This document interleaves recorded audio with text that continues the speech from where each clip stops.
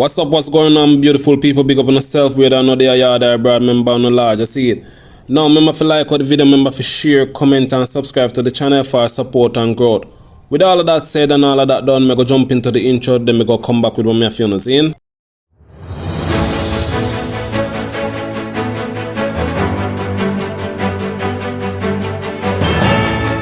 Welcome back, my viewers and my subscribers. Now, before me jump into the news and the details, I just want to say these words of encouragement to people near and far. Zine. Now, success comes in silence, my viewers and my subscribers. This does not happen overnight. But nobody hardly ever see the hard work that y'all put in. You get what I say? Shelly and Hussein and Asafa, just to name a few, didn't get where they are suddenly. We just see 10 to 20 seconds of good times from the many years of struggle and hard times. My viewers and my subscribers, if you're on a good path right now, stay on it. Zine. Now, Member of Parliament for East Central St. Catherine, Orlando Terrelong, is calling for a zone of special operation in a section of Gregory Park community amid arising violence. Another solution to peace in the area is having a Zozo declared in the Gregory Park space. Portmore, when you look at what's happening in Portmore entirely, the gangs in Portmore are operating with a sort of lawlessness and a sort of boldness. It requires a zone of special operation in Portmore so that they understand that the security forces are in charge and that the security forces will ensure that they do not have a space or any safe haven in Portmore. There's no community across all of Portmore, whether Bridgeport, Gregory Park, whether Southborough, Passage Fort, Greater Portmore, Hellshire, there must be no safe haven for these criminals, for these terrorists to operate in Portmore. And I believe that a permanent post as well must be made along Cottage Drive, at the end of Cottage Drive, by the big tire, so that the police officers, so that they have direct eyes to see the movement of the gunmen across that Mexico-Banga Gully space as well, and the Gulf territory area. They have an agenda, and their agenda is to destabilize the Gregory Park community space, and it happens ever so often. I mean, I've been speaking about this since 2018, 2019, if you recall, before the 2020 general election. There was havoc in the Gregory Park space. It is now 2023, 2 years to a general election, and again, it's a sort of systemic havoc in the space. But it must come to an end. For a definition of terrorism, it usually includes a political motivation behind it, and I see that you've referenced the 2020 and the expected elections in 2024, 2025. Do you believe there's a political motivation behind this? What I will say is that it's an act of terrorism. The Gulf community, it needs, we need, and I'm not saying that we don't have, innocent and hardworking Jamaicans living in that space. Of course we do. But because of how the community is structured, it is literally a labyrinth of dirt tracks and zinc and what we call choppy getaways. And so what you find is that the area is impossible to police. It's impossible to police. So they use the Dyke Road, they use other areas leading into Banga Gully as well for cover and to escape, and they know all the choppy getaways. What we need is a formal community structure. All right, with proper houses, proper roads, and other infrastructures in place so that the community can be policed. That is a long-term solution to peace. The person of interest in the murder of Daniel Rowe remains in police custody this morning. The individual, a woman police said, was apprehended in the corporate area on Friday, August 11, at approximately 2:30 p.m. Her identity is still being withheld due to the administrative and legal procedures. Prime Minister Andrew Holness is urging residents of Hanover to report suspicious activities and individuals to the police. This comes after the head of the parish police division, Superintendent Sharon B. Put, theorized on Thursday that people who reside outside the parish are using it as a hiding place when they are involved in criminal activities.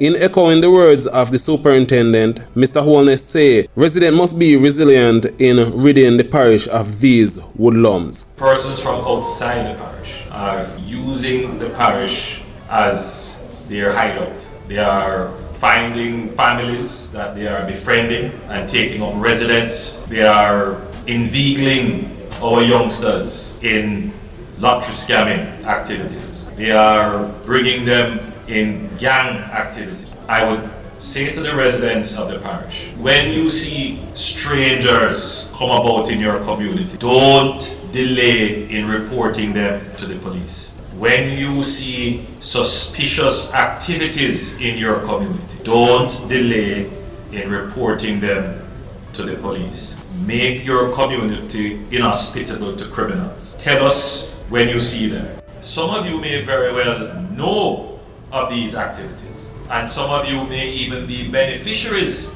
of these suspicious and illegal activities. But I'm here to tell you that whatever benefits that you may be getting currently, those benefits will put your life and the lives of your friends and family at risk.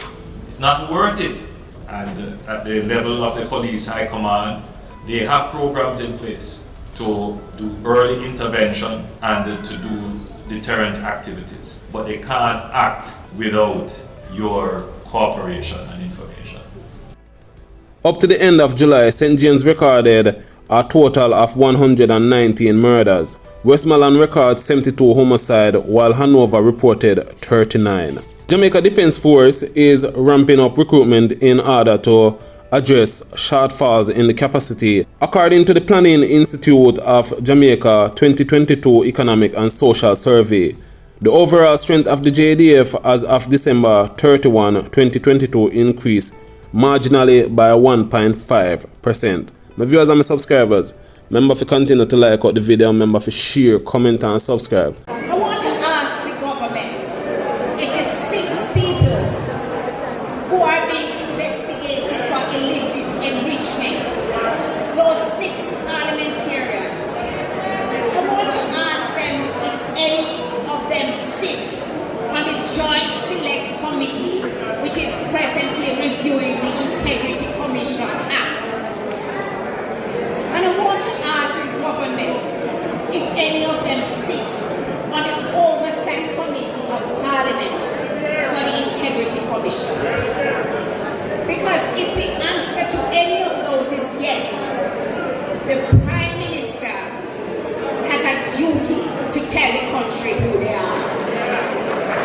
Tell the country who are the 6 persons who are being investigated for illicit enrichment in the Parliament. And let me tell you what that means. It means that they can't explain how come they have so much money and so much property and what they are supposed to have. And we want to know who they are. There are 63 members of Parliament and 21 senators. And 6 people should not impugn the integrity of all of us. I can declare here, declare here that Integrity Commission has not been in touch with me. And I am sure that every Senator Morris can do it, Senator Mountain can do it, all of us can say the Integrity Commission has not been in touch with us. And I challenge the members of the government, the members of Parliament to come out and tell the people of Jamaica that they cannot be questioned.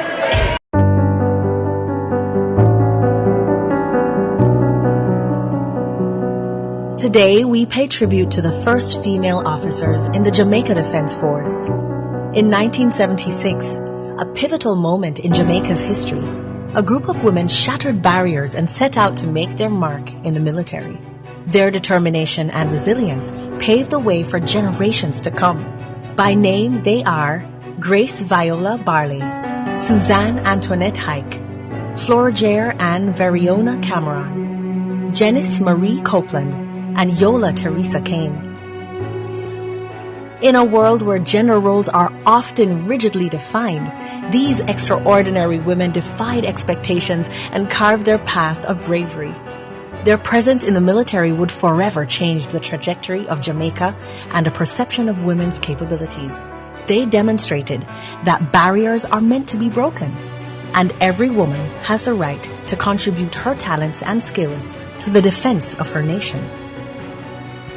Their journey began with a vision and a determination to serve their country. They proved that courage knows no gender and dedication transcends boundaries. Each step they took was a testament to their unwavering commitment to the ideals of the Jamaica Defense Force. These women, through their resilience and unwavering spirit, inspired countless others to dream bigger, reach higher, and embrace possibilities that were once deemed impossible. They proved that strength comes not only from physical prowess, but also from the strength of character and an unyielding passion for service. Today, the Jamaican military stands united with women playing integral roles in every branch, from Chief of Defense Staff to commanding officers to combat specialists. Their contributions have enriched the Jamaica Defense Force, fostering diversity and creating a stronger united front. We stand on the shoulders of those who came before us. These first female officers paved the way, allowing us to break barriers and rise through the ranks. They showed us that there are